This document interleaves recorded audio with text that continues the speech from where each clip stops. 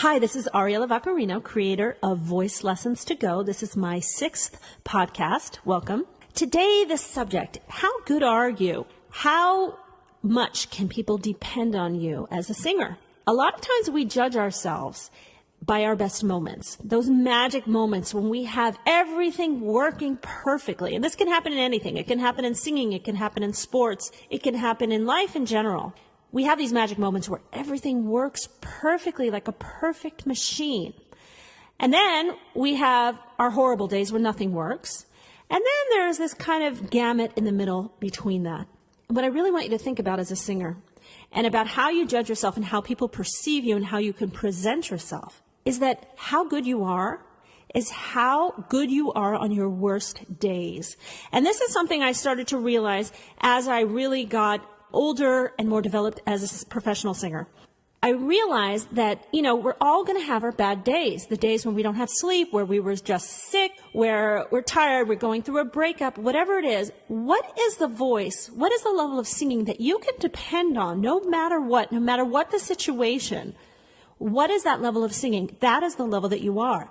That magic moment that happens on stage only when the perfect light is on you and you're with the perfect people singing around you. That's great. But that's not something that people can count on. That's not something that people can cast you off of. And it's a lot of pressure to live up to that moment at all times. I like to concentrate on is bringing the bottom level of your singing up and getting that to an area of consistency that no matter what, you don't drop below a certain level. How good are you on your worst days? Now, of course, I'm not being extreme. I mean, obviously, if you have laryngitis or you've been screaming, you're hoarse, you have nodules, that's not what I mean by worst days. I mean in general, when not everything is going perfect and you have to sing anyway, how good are you? What level are you at? That's what I want you to concentrate on your vocal warm-ups. That's why we warm up. That's why we train our voices so that the bottom level of our singing rises consistently, higher and higher. And you're not going to dip down below that. And I remember finally getting to a point where no matter what, I was pretty good. I had these glorious moments and I could not get them every time. But no matter what, I could depend on a certain level of singing and people could depend on that level from me. So I want you to think about that in your training. How good are you on your worst days? And how can you raise that level slowly and consistently? And how can you judge yourself on that? A great way to do that is record yourself now. Make a recording of your singing. Record it in 3 months. Record it 3 months after that. Record yourself like 4 times a year. Keep those recordings and start to compare them. Is there a huge difference from day 1 to 1 year later, 1.5 years later? Because your singing takes time to develop and it takes time to become more consistent.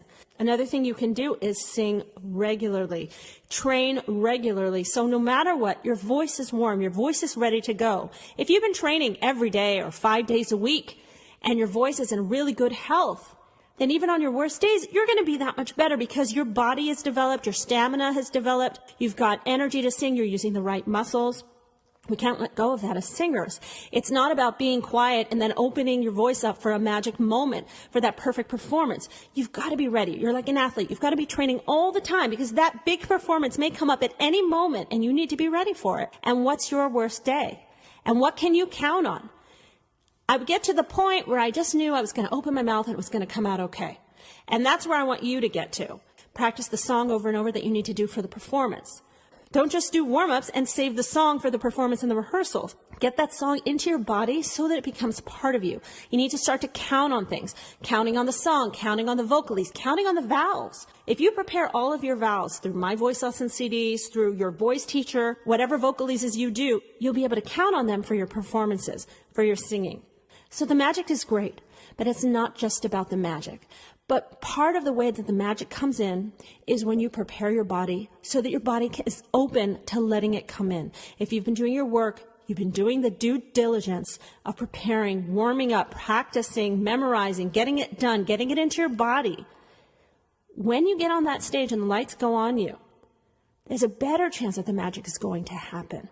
And I want you to think of how do you get your worst higher and higher so that you're not worse anymore. So you become pretty good. And then you become good. And then pretty much in general, I'm great. And every once in a while, I'm fantastic and amazing. You've got control over that by the work that you put into singing. I'd love to hear your voice, of course. As always, please send me your request for a vocal assessment at voicelessons2go.com. You can buy my CDs. You can contact me directly with questions. Love us on Facebook. And also I have a YouTube channel with a lot of instructional videos there.